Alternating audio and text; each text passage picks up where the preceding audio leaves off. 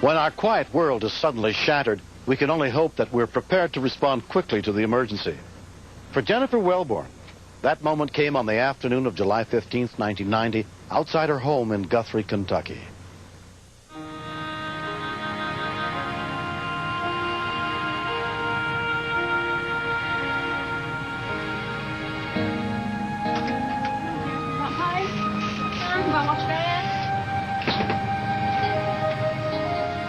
Jeff was going to work on his car, and Jessica was playing out in the yard beside him.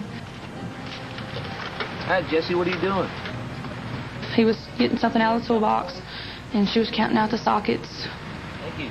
She can't count right, so she was like saying 1, 2, 9, 8, back and forth in the numbers, and he was counting with her.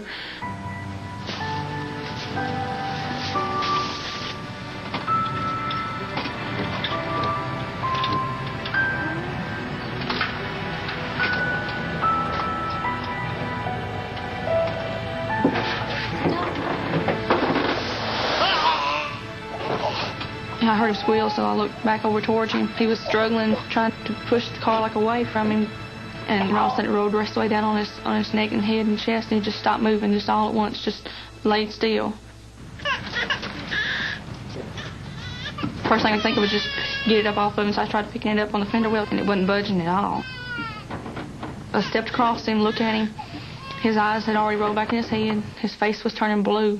His lips had turned blue. I ran back in the house, trying to get some help. I couldn't hear anything. It wasn't ringing or anything. Jennifer could not get her phone to work. Help! Somebody help! Help! Come on. From across the street, Patricia Pearson heard Jennifer's cries. I come out of the house, and I went around the car, and her husband was up under the car, and we was trying to lift it off of him, and we couldn't. And I felt bad because he was just laying there. He was just lifeless. Can't get it off. It won't move. And we tried lifting it from the side Jeff was on as hard as we could, and we couldn't move it. Help! Somebody help! Help! Come on! The car fell, Jeff. I think he's dead. Next-door neighbor Tim Pulley, a volunteer with the local rescue squad, also heard Jennifer and called the Todd County Emergency Center. I need an ambulance and the rescue squad, signal 9. 10-4. The county's volunteer rescue squad was immediately notified of the emergency. Squad members, we have a medical Emergency, flight 40. Paramedic Scott Marshall was at home when the report came across his radio. I knew that with a car on somebody like that they were going to need help quick.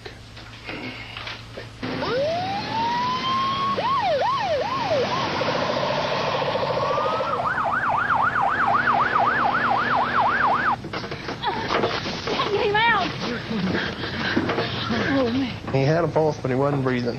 And I thought his neck was broke, and with no movement, nothing.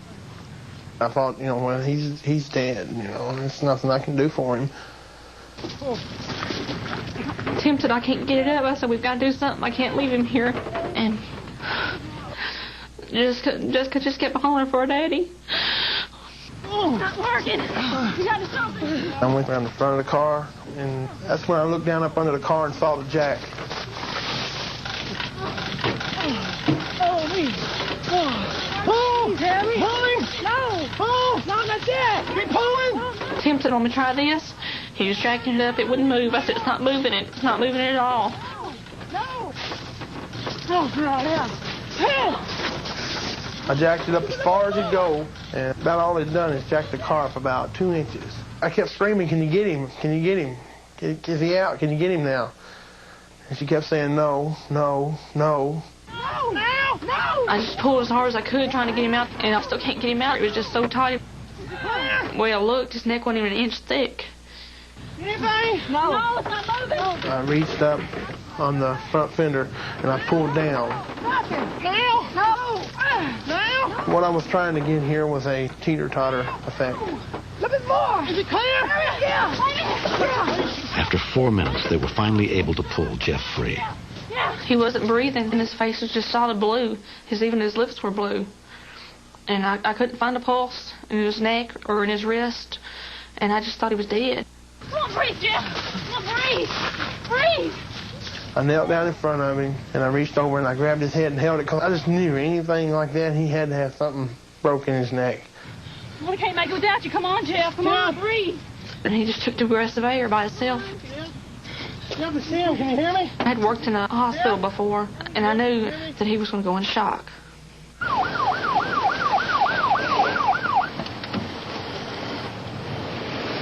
Paramedic Marshall got to the scene in less than 4 minutes. Once I got out of my vehicle and over to Jeff, I saw that he was unconscious, that he was cyanotic, and his respirations were practically zero. He was having maybe 3 or 4 respirations per minute.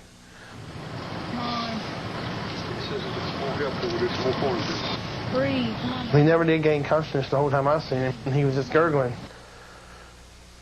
like he was gurgling on blood. They just kept saying, he's going to be okay, he's strong, he can handle it. And I said, I don't know this time. You know, nothing's ever happened like that. I mean, we've been married ever since I was 15 years old. I never thought about losing him. The nearest trauma center was more than an hour away, so a life flight helicopter was called in to transport Jeff. One of the ambulance drivers said you can't go with him. I said, no, I've got to be with him. I thought if he died before I got over there, you know, I'd never see him again. But there was no room for Jennifer on board the helicopter, so Jeff's parents drove her the 50 miles to Vanderbilt University Medical Center. I asked, you know, where was he? And they say he's here. They're working on him. They had given him a shot to paralyze him, and they were running a CAT scan. There was, you know, a good chance there would be brain damage. Jeff was moved to ICU and put on a respirator to help keep him alive.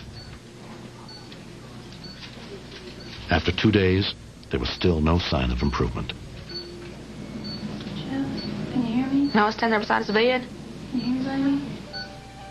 He opened his eyes, and he held his arms up like he was cradling the baby. The kids? I said, the kids? He said, yeah. He shook his head, and I said, the kids are fine. They're at my dad's. They're going to be okay. We just got to worry about getting you okay. You're going to be just fine. I thought he was lucky not to have died on the scene. So anybody this lucky's got to make it. You know, anybody that's got a next-door neighbor that can bench press a Trans Am's got a chance. Within a week, 24-year-old Jeff Wellborn was released from the hospital. In the months after the accident, he and his wife Jennifer grew close to their neighbor and rescuer, Tim Pulley. If he hadn't been there, Jeff wouldn't be here today. The kids wouldn't have no daddy, and I wouldn't have no husband. What class would the spelling be? Yep. You know, he's a great big guy, but he's got a great big heart, or he wouldn't even care enough to come out. Okay. Well, I was made this size for some reason. Maybe that was it. I went and took a nickel for a pound of it that day. He's only the sun in the moon. What's the name of it? I shook his hand when I got out of the hospital. Told him what good deed he done. If there'd been anybody else around there, I don't believe they'd came out and helped. But I'm glad he did. What superhero? I think when people are in a hurry and trying to work on something and don't take the right safety precautions, that this type of accident is going to continue to happen. If you're going to work on your own vehicle, use some common sense. You know, secure the vehicle, scotch the vehicle, keep it from rolling back. We don't take it for granted anymore that we're together. Every other anniversary, he's always working, I've always worked. This time, we both took off and stayed together the whole day. Whatever we do it together and make the most of what we got.